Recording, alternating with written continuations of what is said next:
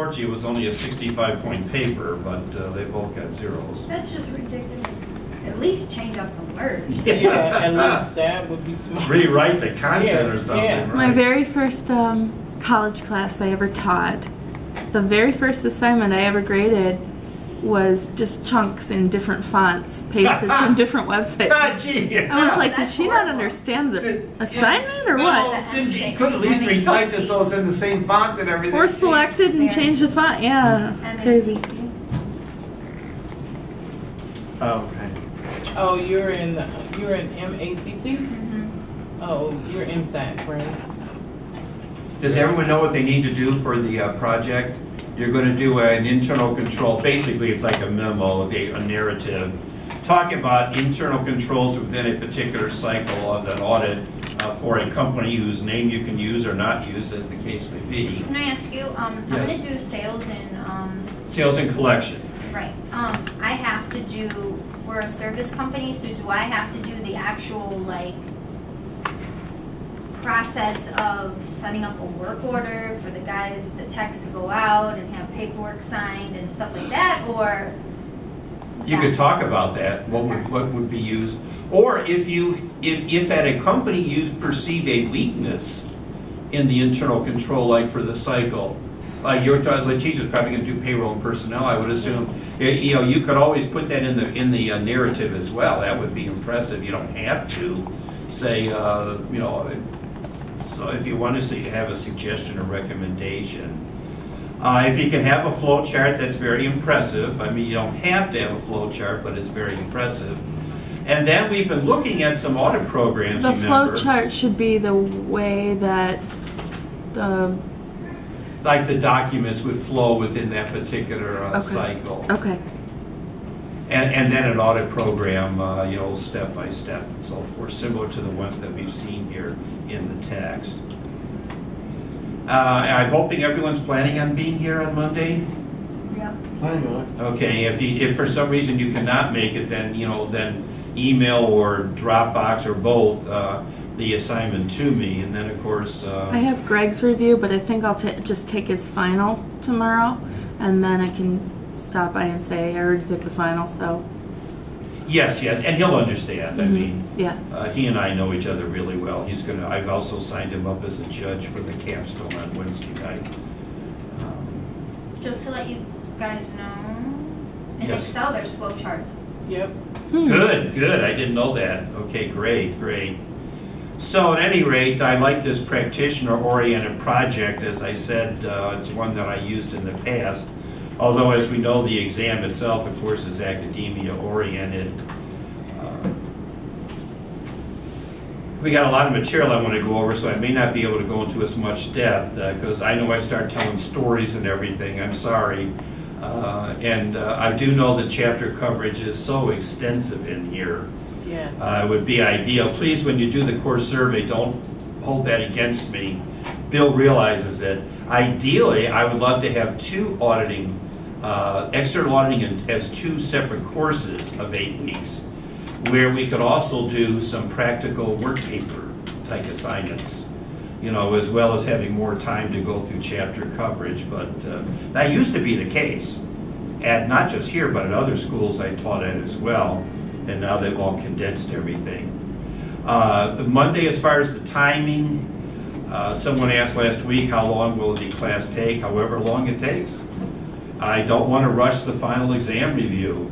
If we need to go till 9:30, which would be 3.5 hours, I know the class is set for 3 hours, I mean, we'll do it. If we get it done in 2.5 hours and everyone's satisfied, then we'll stop that.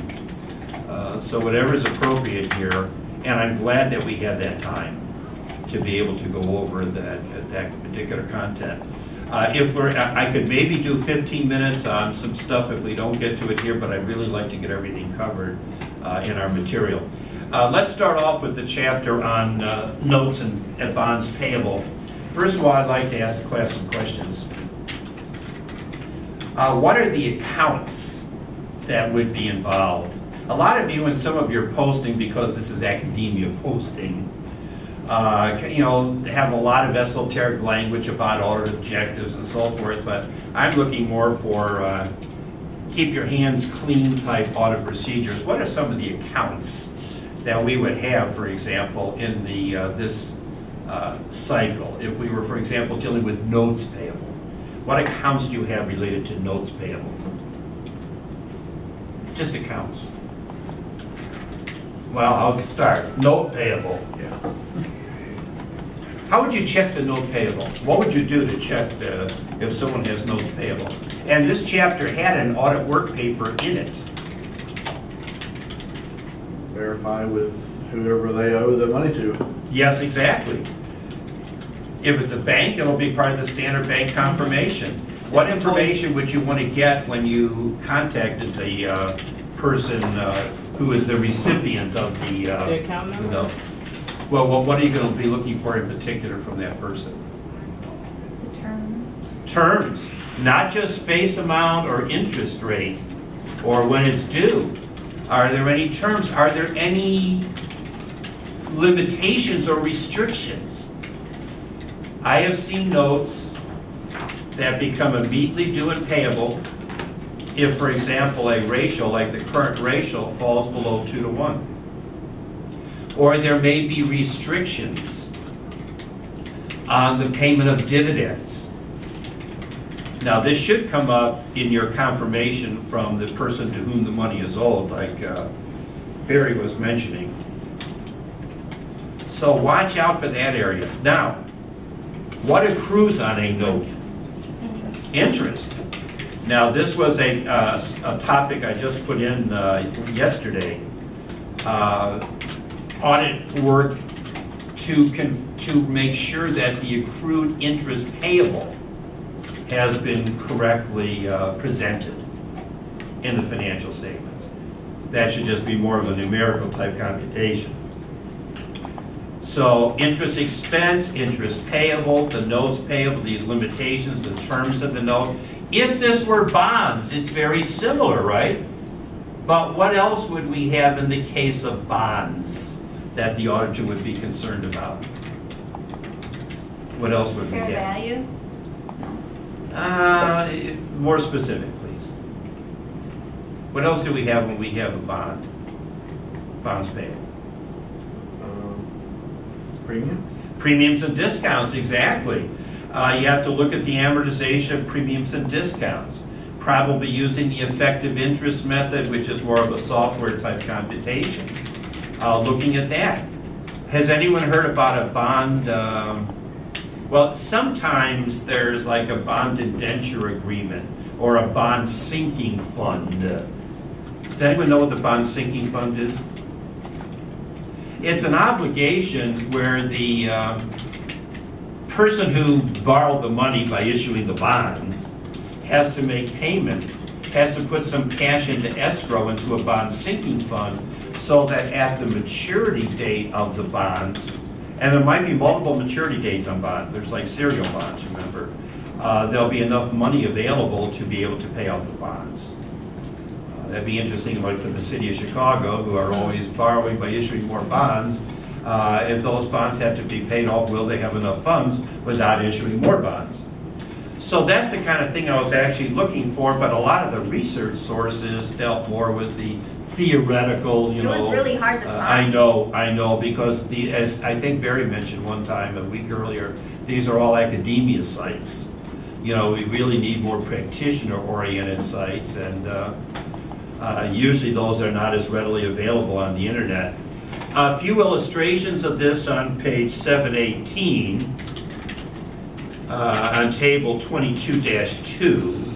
Wait, 718? Yeah, 718, I was just looking at one. By the way, on 716 and 717 is an example of an audit work paper that some of you might want to look at, since you may not have prepared one of these.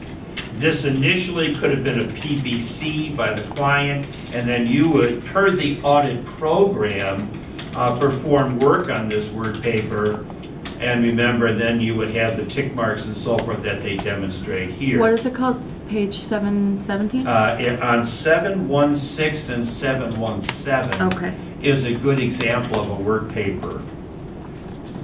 Back in the old non-Excel days, This would have been like a 14 or 21 column work paper, those big yellow type paper things. Now it's all Excel type oriented. Also, they gave some analytical procedures, although they're less utilized on page 715. This is a short chapter, but it has some interesting aspects. So wait, looking at, you yes. want, I'm sorry, the assignment, I just want to make sure I have all the parts. Right. So you want a flow chart of whatever applies in that. That would be nice. Okay. I want a narrative, internal control narrative, Okay. which is like a memorandum indicating for that cycle who performs what function, what are the internal controls that are done, how the documents flow. And then an audit program like the ones we saw for Hillsburg Hardware, yes. I'm using the sample and following that as a guide that you gave, that you passed out at the beginning of the class, so that's okay to follow that, right? Yes, the Okay. format of those two examples I gave out, yes. Those are from prior students. Yeah. I picked Got out that one. 4 I and then don't I know decided having to that one. distribute Okay. Could 2. take a look at it real quick. Thanks. Yeah, I want to follow it, I'm sure. Something like that would be good. Yeah. Using your own wording might Right, be peculiar right, for your absolutely. situation, but that gives you an idea of something I liked before. Now, if you look on there and see 100, you say, oh, they ain't got all the points. Well, that was back when we established our own point totals. Oh. Yeah, that was still worth like 15% of the grade. It's just that there weren't 1,000 points at that time. Every instructor could use whatever number of points they Oh, I wanted took to. it as 100 like an A. Yeah. So, well, that was 100%. Those were both A performances, got the full dollar amount. On this table, some of the areas confirm in notes payable that Barry was talking about. It says examine duplicate copies of notes for authorization. One thing I added in the second computer screen this week, examine corporate minutes for loan approval. If there's going to be a significant note amount or a bond payable, the board of directors would have to authorize that situation. They also have you doing some tracing and posting. This detailed tie-in would be done through the software. Examine notes paid after year end to determine if they were liabilities at the balance sheet date. One of the topics I put in the online discussion for computer screen 2 was how do you look for out-of-period liabilities? Obviously, there might be incentive for taking a liability and not recording it as of year end because you want to improve, for example, the current ratio. There's the standard bank confirmation, also a bank reconciliation they have down here. You're reconfirming principal and interest rates, last date for which interest was paid, and recalculating accrued interest.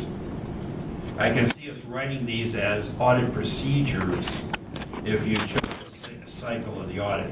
Examine due dates on duplicate copies of notes to determine whether any of these are current or non-current. That's an interesting aspect. On some kind of bonds or on a mortgage note, a certain amount is due each year, but then there's other amounts that may not be due for 28, 29 years. So that's a classification issue. Is the current portion that's due within the next 12 months separated from the long-term portion?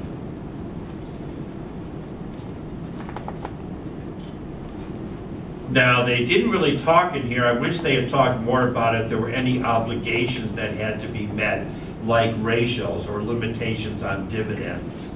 I would have added that as well. The second part of the chapter deals with dividends and capital stock. Most companies have a stock registrar or a transfer agent that you would be using for that area. So let's just look quickly at a few of the homework problems in this short chapter, but kind of an interesting one. I think we'll maybe just do part of it.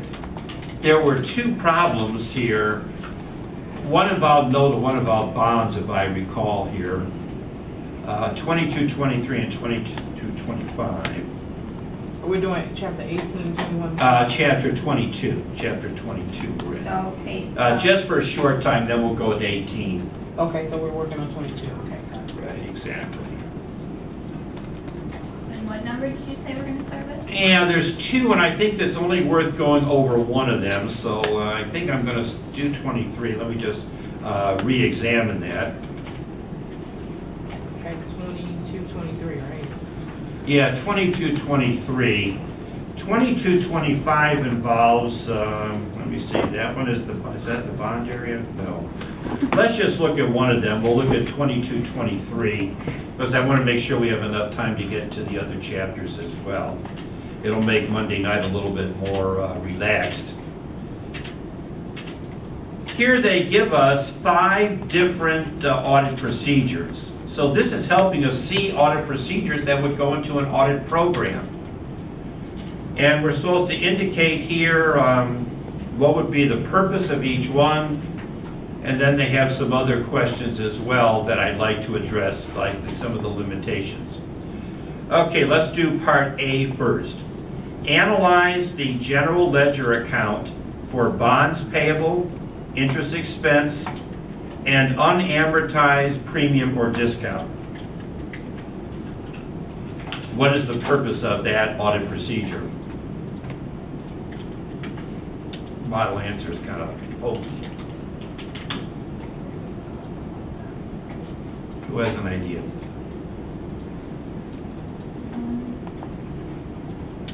Well, I'll read you theirs, but I don't like it. To determine if account balances are reasonable and examine for unreasonable changes. I would say I would like to be a little more specific to make sure that account balances are correctly stated, including the amortization of the bond premium or discount. Remember from your accounting courses, amortizing premiums and discounts? Remember the effective interest method? Although that really wasn't stressed as much in our textbooks, they usually let us do straight line amortization. But it's like a mortgage amortization schedule. It's a software function. So what was the including, so to make sure the account balances are correctly stated, including? The amortizations of bond premium or discounts. Now this is talking about bonds, obviously, you wouldn't have premium or discount if we're on a note. The amortization of the bond premium or discount. Remember that from other courses, the carrying value of the bonds and all that stuff? Yeah, I mean, I always hated that, but thank God for software. dealing with it right now, I'm in intermediate 2, and Oh, is that where it was? Okay. what we've been working on the last 2 weeks. All right, well, there it is here, and it looks like Barry indicates the arduous nature of that. Second one, obtain a confirmation from the bondholder and the purpose of that. So it's number 2, correct? This is A2. What's the purpose of doing the confirmation? To make sure it's a bond. Or to reconfirm all the terms associated with the bond, and I would say any restrictions or even collateral. So reconfirm all the terms. Reconfirming all the terms of the bond with an independent third party. Independent third party. And seeking out any restrictions or even collateral. Again, I'm expanding the answers here. Bill's more practitioner than academia-oriented, sorry. 3, obtain a copy of the bond indenture agreement and review its important provisions. Now notice this is, what's the purpose of this? Wouldn't it be the same? It's the same exactly, except you might also add, I agree with Amanda, it's really the same, but also to make sure that relevant information is either properly reflected in the financial statements, especially via footnote disclosure, through footnote disclosure. Because if you're talking about restrictions, for example, on the payment of dividends, or having to maintain certain ratios, that needs to be a footnote disclosure in the financial statements. 4, determine that each of the bond indenture provisions has been met. Purpose of that. What if they weren't met? It would have to be disclosed. Yeah, disclosure, and if they're not met, it might be that perhaps the maturity date of the bonds, this would be true of a note as well, might be accelerated. Might be accelerated. So making sure that the bonds don't have to be retired early, and as Amanda mentioned, also that all disclosures have been presented. On notes or bonds, they're very similar in nature, except notes don't have premium or discount. If terms aren't met, early retirement may be required, and a company like the City of Chicago may not have the funds available. Probably don't. I'm sure they don't. Yes, that's true. Number 5, test the client's calculation of interest expense, unamortized premium or discount, accrued interest, and bonds payable. And what's the self-evident purpose of that?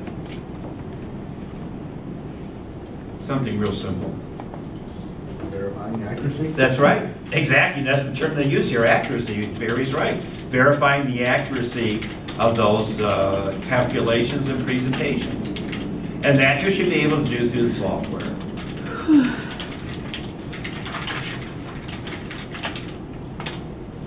Part B of this problem, and I'm just going to do this problem. I'm not going to do the other one, so this is the only one you'll have to put in the box.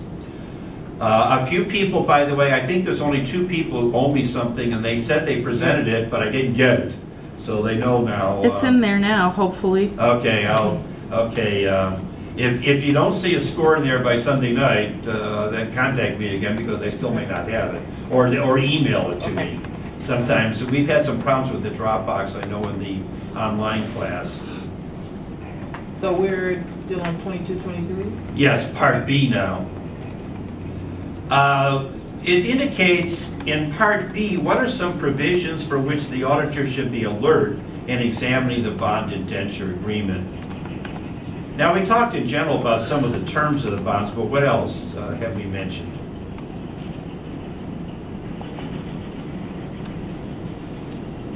Two I talked about.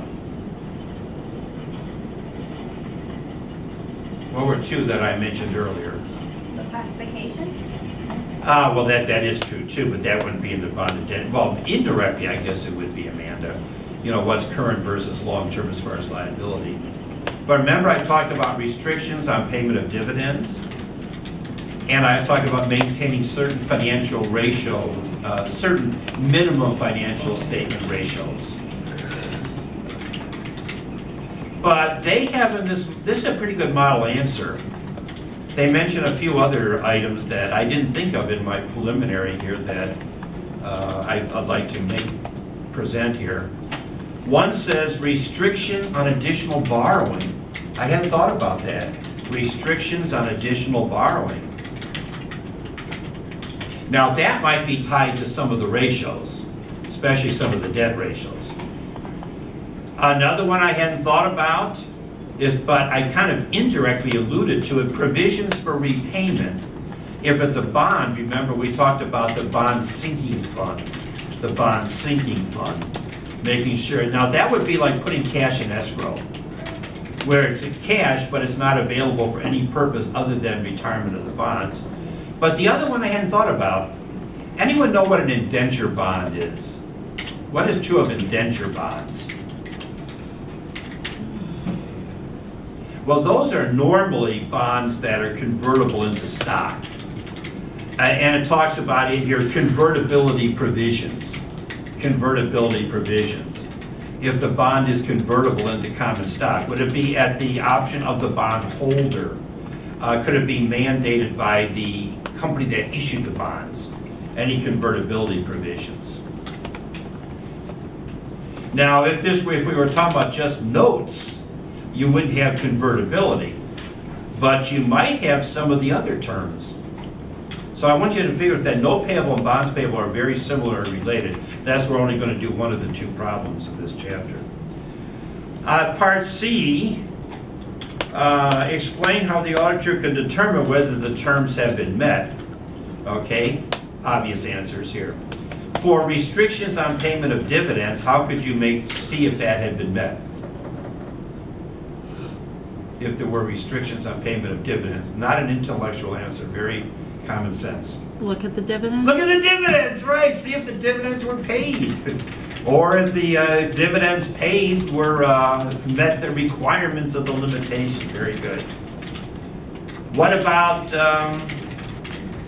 well, I'll mention, for convertibility, they say determine if appropriate stock authorizations are adequate. Are appropriate stock authorizations adequate?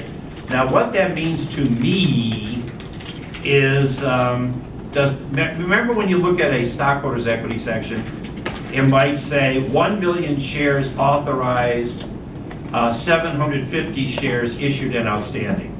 Is there enough authorization so if all these bonds were converted, we authorized by the Secretary of State of the state in which we're incorporated to issue shares? If not, we got to have an increased authorization. For provisions for repayment, provisions for repayment, is the bond sinking fund adequate? Now, not all bonds have a bond sinking fund, but it's not a bad idea. What if we had a sinking fund type of situation for the pension liability for Chicago Public Schools or state workers? Then we wouldn't have this issue we have now, right? They still would pad their pockets. Probably, yes. Well, I'm cynical too. I'm from Chicago, so yes. You know, we was watching American Greed, and they were talking about how all these investments, preferably Bernie Madoff, and how he stole. Oh, that's so much one of them, money. yeah. Yeah, and I worked for a company, and their retirement company that did the investment was Charles Schwab. And I yes. thought, and I went and Googled it, and I read the fine print, and it says that it's not insured. Of course, you can lose it; it's a risk, whatever the case may be. And it was something else, I can't remember what it was. But in the process of them talking about Bernie Madoff, they said in 1936, Charles Schwab was indicted or something. Oh, you're kidding! The one. Yes. Oh, and I'm like, oh, I'm not investing with them because. Oh, wow. And we wouldn't have known because we're not from that era. So I'm No, like, even I wasn't aware of that. I say, That my parents might have been, yeah, but not me, right? Like all these people, and they're just reinventing themselves, and of course we're not going to know. And they've got a disclaimer: Yep. not insured, Yep. not liable It's for on losses. It's on their website. You are at risk. Yeah. Then for restrictions on additional borrowing, I guess you would look at the liabilities, see if they are meeting the requirements. I mean, there may be a limitation on how much additional borrowing they can do. Now, I assume they're talking about long-term borrowing here. So see if there were if they have complied with the long-term borrowing restrictions by not incurring additional long-term liabilities. And for the ratios, do the ratios. Make sure the ratios have been met.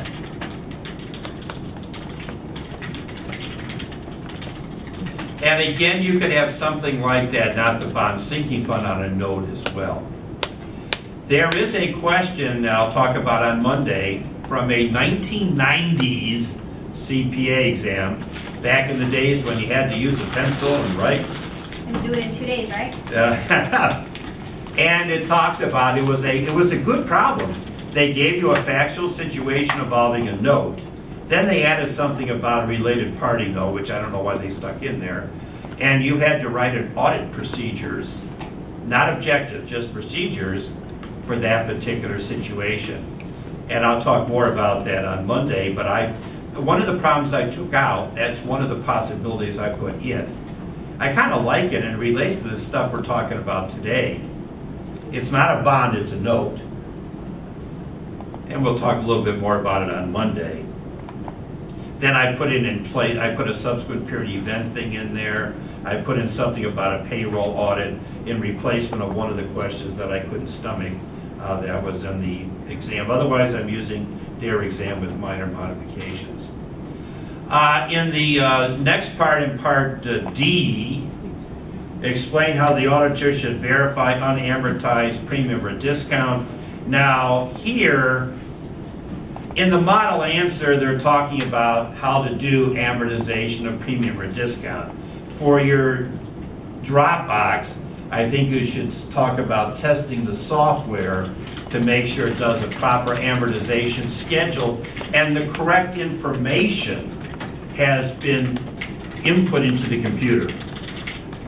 For example, is the correct market rate of interest in there? Because, I mean, the software is just going to do mathematical computations. It's got to have the correct data input into the system. Like the interest payment dates. You know, is that correct in the amortization schedule? And the last part, and then we're moving on to a new chapter.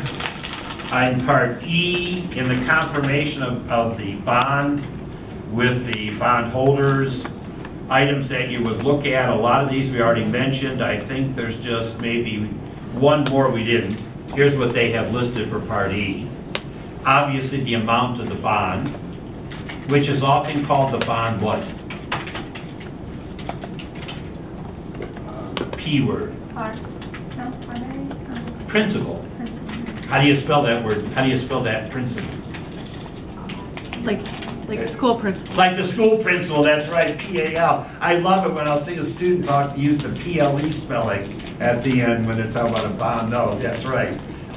Lena's right, it's like the principal of the school. The amount of the bond, as you told me earlier, the maturity date, interest rate, payment dates,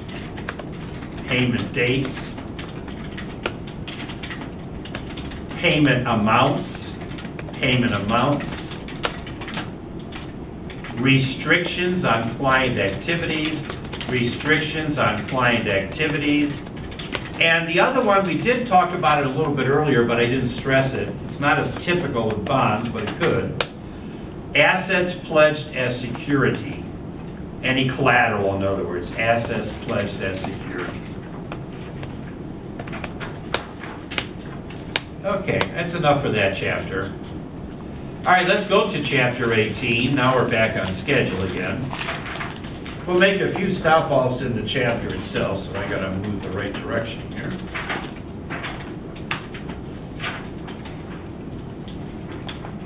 Now, there's two chapters that they talk about with the acquisition and payment cycle. The other one is really the fixed asset chapter. We may spend a little less time in that one. We'll have to see how that operates. Is anyone using the acquisition and payment cycle for their project? I know, I think we said sales and collection you're going to use? Or? I'm doing accounts payable. So you're doing acquisition payments. Letitia's doing payroll and personnel. You were using Amanda sales and collection, I think you said? Yeah, I'm on the, I don't know if I want to do that yet or hers. Okay, well. Same what she's doing. Okay, either one of those have been used a lot, or payroll. Gary, did you have one in mind? I was possibly thinking about payroll. Oh, payroll, good. Accounts receivable? That would be sales and collection. Good, okay. I'm not doing my school because they weren't going to give out that information. Oh, you're kidding. So Even if you said XYZ high school? Mm-hmm. So I'm doing the company a friend works for. That's fine, that's fine. Interesting how they were so protective. Oh. Well, they're getting FOIA'd constantly and they just don't want to give anything out that they don't have to. I mean, I can understand it nowadays, you know. They're jerks. I don't care. Whatever. By the way, did any of you, when Michael Jordan was admitted into the Basketball Hall of Fame, use his name or tell someone about it? If so, I won $10 million. Well, I used his name, you know, his image. All right, I'm sorry, I got distracted. Okay, so... Chapter 16, you said? 18. We're jumping all over the place today. So 1821, correct? Yes, we're looking at 18, and we're going to make a stop off on page 609. We're going to make a few stops on 609, then 611. Then we'll stop at 615 briefly.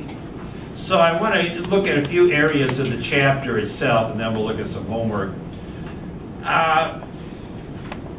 what we have here in acquisition and payment, which does overlap with inventory. Some of you have been posting in this area, and it overlaps.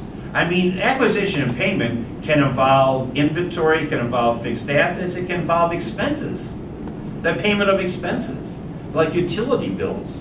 So this really incorporates a whole lot of different areas. Now, on table 18-2, on page 609, let's look at the last two columns. They give some key internal controls. Then they give common test of controls. I'll let you look at the common test of control. Those are the compliance tests. A lot of them are looking for authorizations, looking for signatures, or doing on a sample basis what the client would have done, hopefully on a consistent basis. But let's look at some of the substantive tests. Review the acquisitions journal. Some companies will have a separate, like, purchases journal. The general ledger and account payable master file for large or unusual amounts. That is in every cycle. That is the horizontal vertical type analysis, isn't it? Looking for unusual deviations that would not have been anticipated. Okay. If they're examining vendor invoices, receiving reports, purchase orders, purchase requisitions. We might also include vendor statements. I think, Punam, did you post on the vendor statement versus vendor invoice? I think you posted. There was a good post there showing about what they show. Looking for unusual vendors. This is also an internal control. Making sure that the approved or authorized vendor list is restricted to people, for example, who don't have access, or to, like, the accounting for cash disbursements. Something, because in one of the homework problems we talk, two of the homework problems we talk about setting up fictitious vendors and then creating fictitious invoices and then making payment. Looking at the inventory master file, examine fixed assets acquired, because you remember this cycle includes so many different areas. Then they're looking at receiving reports to the acquisitions journal. Remember, if we're talking about something like materials or inventory, no payment should be made unless there's a duly authorized material requisition form, a purchase invoice, and a receiving report. We mentioned that the other day when we talked about not paying on duplicate invoices. Tracing to the acquisitions journal. Notice again the compare recorded transactions to the vendor's invoice, receiving report, etc. Looking at clerical accuracy on the vendor's invoice, including discounts and freight. Let me comment on that. Does the vendor's invoice include the terms that were agreed upon? I mean, they could have mathematical errors. If they use software to create the invoice, that probably won't be the case, but did they input the correct amount? Did our client negotiate terms of maybe 230 net 60 instead of the usual 210 net 30? Are the actual terms in agreement? Is the quantity what was actually ordered? Is the merchandise designation what was ordered? So we're looking for that type of information as well. Also, it says looking at classification. This is the old capitalized versus expense issue, isn't it? Because that's part of acquisition and payment. And then looking at dates to make sure there's a correct cutoff. Remember, there is a purchase cutoff test just like there was a sales cutoff test. So if you're choosing this cycle of the audit, then you want, some of these in the right-hand column would certainly be down in your audit program, as well as probably some of the compliance tests which were in the column prior to that. On the page 611, 611, you can trace a look there at some of the cash disbursements journal, like review the cash disbursements journal, general ledger, and account payable master file. Again, they're looking for a large or unusual amounts, which is the horizontal vertical or ratio analysis. They also talk about, again, classification issues, using the software to compare, but also looking at the terms for clerical accuracy. On page 615, they mention a few analytical procedures here. Some of them are ratios. Some of the debt ratios could be involved here, but they're also, remember, involved in the one we just looked at, the capital acquisition and repayment cycle. But again, horizontal vertical analysis is big in this area as well. Now, we talked about account payable confirmations, and that's a topic that I put in the online discussion. We mentioned it, I think, last week. I don't think anyone's posted on that yet. When we're doing confirmations for accounts payable, what type of confirming are we doing? What would determine what accounts payable we're confirming? If the vendor is a real vendor. Oh, you could be comparing it to approved vendor list, certainly. Would we be looking at the large dollar amount payables? Yeah, the price and the quantity. Well, I think you'd be looking at I always talk about zero balance confirmations or very low balance confirmations. If there's a vendor that your client frequently utilizes and you find nothing owed to them at the end of the year or only a very negligible balance, that may be true, but I might be suspicious that they would be understating liabilities. So I might want to contact that vendor and say, is this the amount that is owed to you is only $2,000? You know, and have them respond, no, $100,000 is owed to us as of. So whereas for accounts receivable, we were looking at larger dollar amounts, and those were the ones we sent positive confirmations to. Here it's more the reverse. And these are basically positive type confirmations that I would use. And they gave an example, if I recall, in the chapter of one on page 619.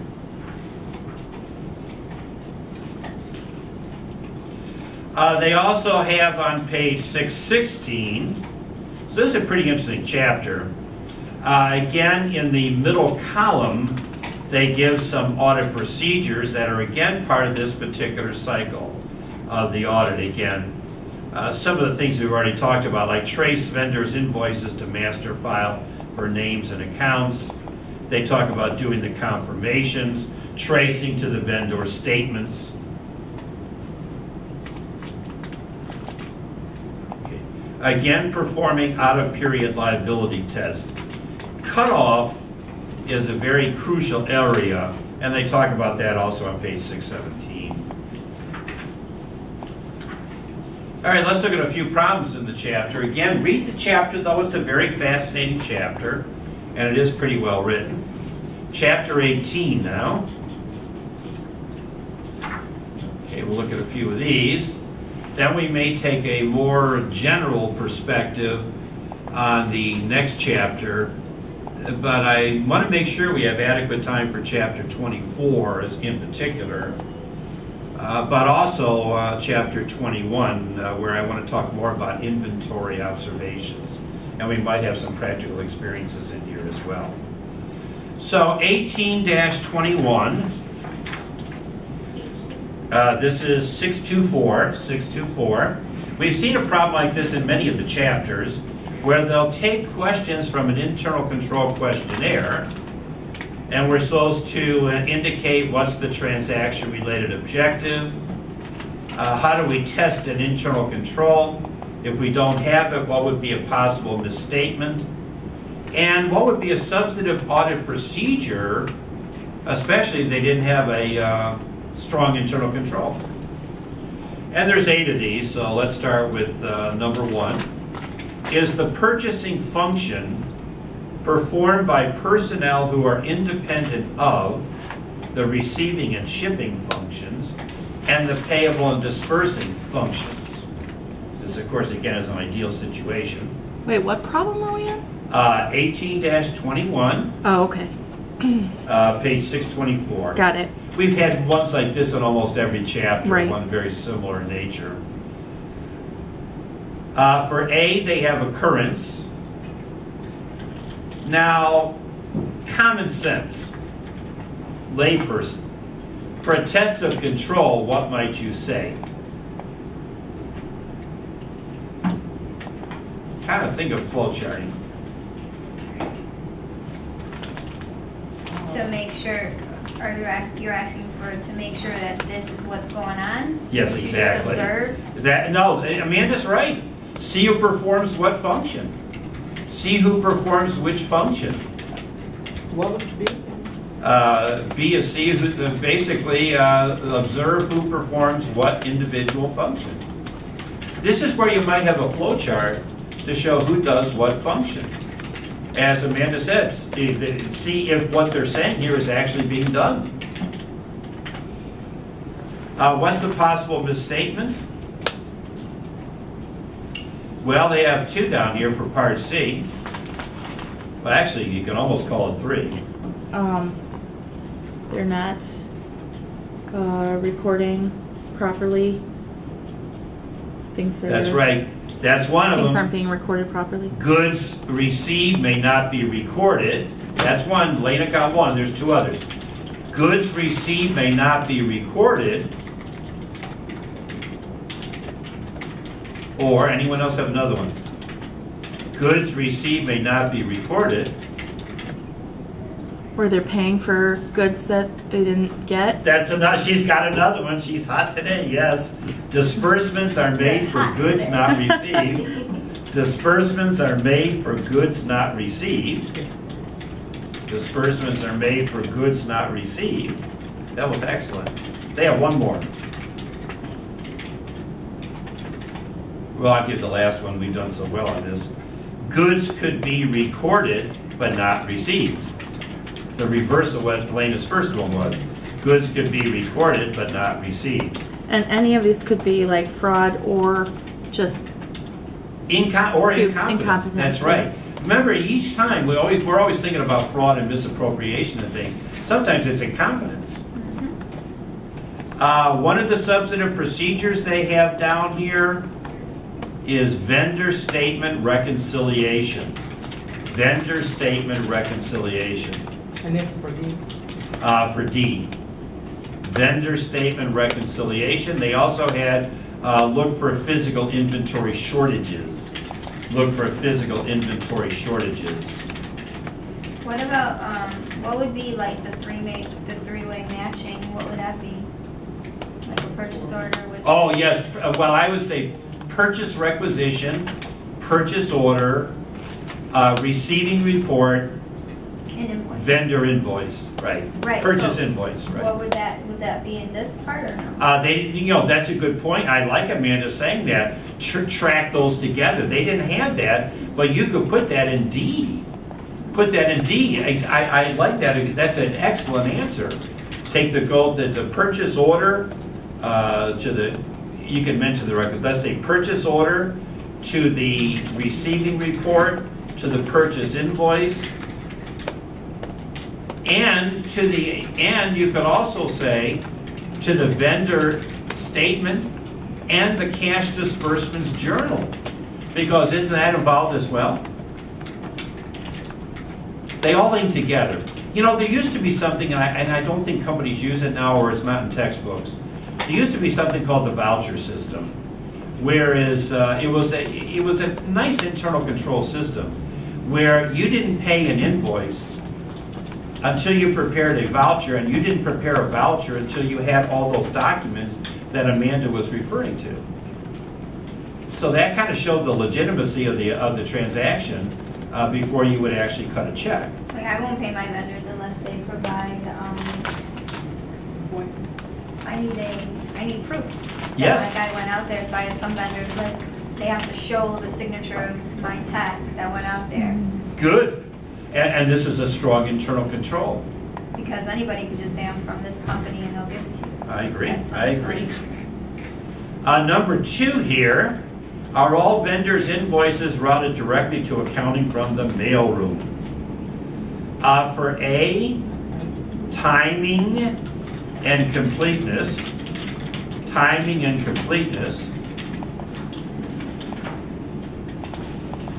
Now, I know for B you could say observe what's happening, but I think when something goes to the mailroom, what normally does the mailroom do? They pass it out. Before, yeah, once it arrives and before they distribute it out. They kind of like record it. That's right, they stamp it like, exactly, they're going to record the date stamp as to when it was received. So verified date stamp? Yeah, so look for the date stamp and then see when it got to accounting. In theory, that should be either the same day or no less than 24 hours, right? If it came in at 5 o'clock and the mailroom staff were going home, they might stamp it as received that day, and they may not put it in the little cart and distribute it to the next day. But it should be more than 24-hour delay. Possible misstatement. You wouldn't have an idea, they have two here.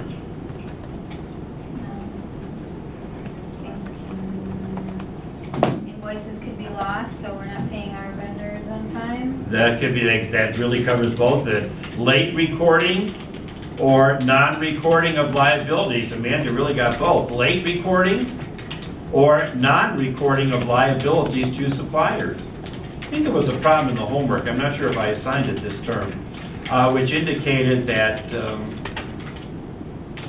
the mailroom was not transferring vendors to invoices to accounting, and accounting would first hear about it when they got a notice that the bill was past due. Then all of a sudden they would be able to find the invoice and then they would pay it. So Amanda got both of those. For substantive procedure, they have vendor statement reconciliation, vendor statement reconciliation, and search for unrecorded liabilities. Search for unrecorded liabilities. Search, what do you mean? Basically looking for liabilities that have not yet been booked. Again, kind of going back to the steps that you mentioned earlier.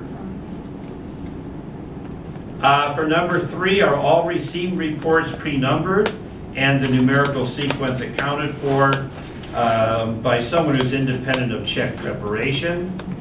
That's completeness. B is account for the numerical sequence of receiving reports. Is complete one? Numericals, yeah. Anytime something is numeric, you're going to account for every number in the sequence. And let's face it, every document should be numbered. Account for every numerical sequence of the received reports and make sure all were recorded. Make sure all were recorded.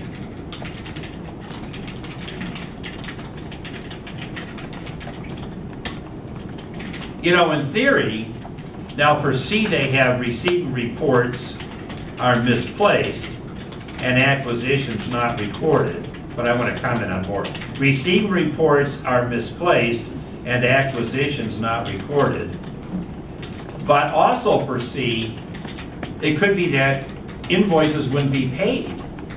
Because if you're not going to pay an invoice unless there's a receiving report and the receiving report was lost, you're not going to pay the invoice. So in part D, they have vendor statement reconciliation because the vendor invoice will, or the vendor statement will show there's an amount still owed. You said vendor. Vendor statement reconciliation. Let's see, number 4.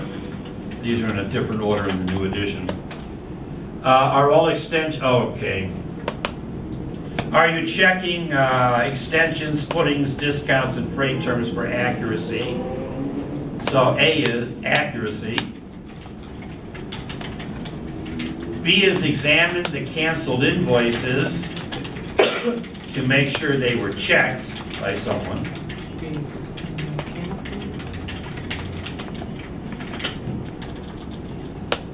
Possible misstatements, they have acquisition from vendors. Acquisition from vendors are recorded at improper amounts I'd like to add to that though. Acquisition from vendors are recorded at improper amounts. But I think you could also say, or improper terms are included on the invoice. Improper terms may be included on the invoice. This is still B, right? That's C. Oh, okay, improper. B was examine the canceled invoices for clerical accuracy. Improper terms are included. What if, for example, the agreement was that the shipping was going to be paid for by the seller, but then the shipping charges appear on the invoice for the buyer? I just short pay. Yeah. So it's just making sure that, well, yeah, that's true. But make sure the appropriate terms are there. The substantive procedure, they have you doing footings and stuff that you do through the software. I would say make sure the quantities, terms, etc. on the invoices are the ones that were agreed upon. The terms on the invoices were the amounts that were agreed upon.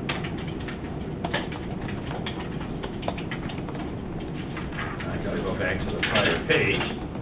Number 5, does a responsible employee review and approve the invoice account distribution? Now, automatically that tells you what objective is going to be.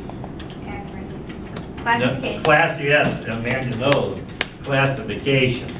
Okay, before the transaction is entered into the computer, especially in this cycle, which involves inventory, fixed assets, payment of expenses. So classification, look for the indication of approval for B. Looking for the indication of approval. I have some more ideas again outside this answer. C is, well, C is obvious. Acquisitions could be charged to the wrong account. Could be charged to the wrong account. Now, what they have for D is fine, but I can think of something else as well. For D, they say, examine the invoice for the reasonableness of the accounting distribution. Examine the invoice for the reasonableness of the accounting distribution. For example, if an invoice came from ComEd, that probably should not involve the inventory area, should it? No. No. So I would also mention for Part D, do your horizontal vertical analysis to look for unusual deviations. Horizontal vertical. Looking for something that looks out of line. How come there's no electricity cost recorded this month? But here in inventory we have a payment to ComEd for the acquisition of inventory. What inventory does ComEd sell? They don't sell inventory. So something of that nature. Okay, number 6, are checks automatically posted in the cash disbursements journal as they are prepared? A would be timing and completeness. Timing and completeness. Wouldn't that be, maybe I'm not understanding. This is that like software or? This is does that software, or anyway? yes it is. Great. This is software oriented where you print out a check and automatically gets recorded Right, there's a in the journal, cash yeah. disbursements journal. So B, they say, make sure that that happens. Observe that the system automatically posts the checks when they are prepared. Exactly.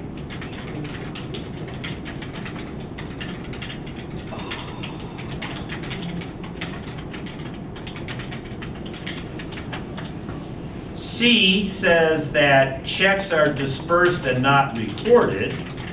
Checks are dispersed and not recorded, or recorded in the wrong time period, or recorded in the wrong time period.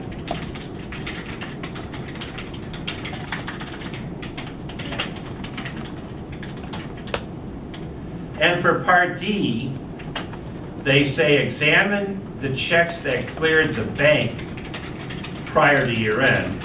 Examine checks that cleared the bank prior to year end and see when they were recorded in the cash disbursements journal. And make sure to see when they were recorded in the cash disbursements journal. Notice the issue there. If the check cleared before year end, it cleared the bank before year end, and it's not recorded in the cash disbursements journal until the next month. Obviously something. Yeah, they're trying to keep the cash books, or trying to overstate the cash position. So we just want to make sure, see if they were recorded in cash journal. Well, you want to see the checks that were cleared the bank before